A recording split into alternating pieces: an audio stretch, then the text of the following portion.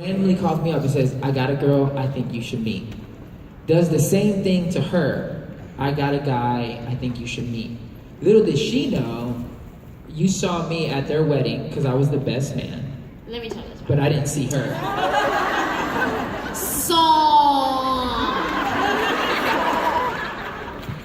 We were at our friend's wedding, and I was like, ooh, who's that hot guy with the afro over there?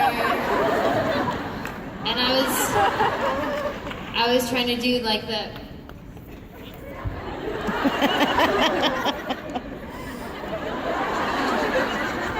But he wasn't falling for it. He didn't even notice me. And none of my friends introduced me to him, and I wasn't gonna introduce myself. So I was like, fine, forget it then. I won't talk to you at all. And so I left the wedding, and I went home and I cyberstalked him on the internet. Googled him, I looked up who he was on my friend's Facebook page. I found out he was in this Christian band called Group One Crew. And then I said, okay, that's nice. And then I put it away. I didn't tell anybody I Googled him. And I just let it go for 2 years. That's called pride, actually. Not patience, it's not. She wasn't praying, like, that wasn't patience. I was like, well, do you then, bye. And poor me, I didn't even notice her at the wedding. We have pictures where she's 4 feet from me.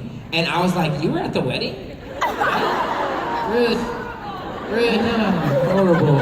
I know, you just booed me. Let's have a prayer for her. So 2 years later, our friend calls us and tries to introduce us. She's like, hey, I have this guy, look him up. His name is Manuel Reyes. But I already knew who he was because I already did my research.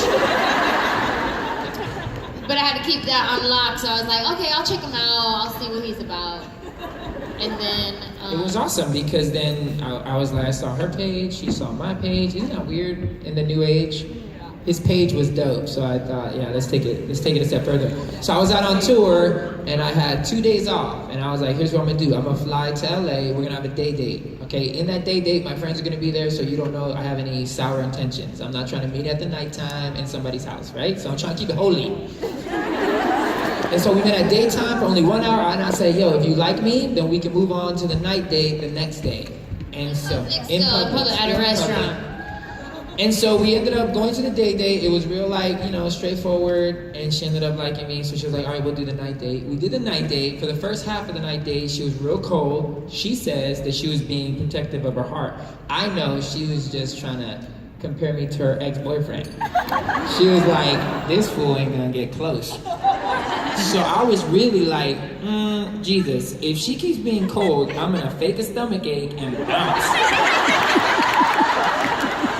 Because I do not put up with this. And it was at that moment, she gave me one of the church hugs. You know the church hugs? The I don't want anything to touch hugs? Like this. And I was like, all right, I'll take it. And then by the end of the night, we were in love. I always tell people, we did a hug when she dropped me off. We didn't kiss, we hugged. And it was a firework hug. Yeah. I was like, oh my Lord, I didn't know that existed. You don't ever see that in the movies. It's always a kiss, but for me it was a hug. I hugged her and it was like, choo, choo, choo. That's how I knew it was gonna be dope. Awesome. We need to get that recorded and videotaped and everything like that. I think she has it. Yeah, awesome. Perfect. Please post that and tag us.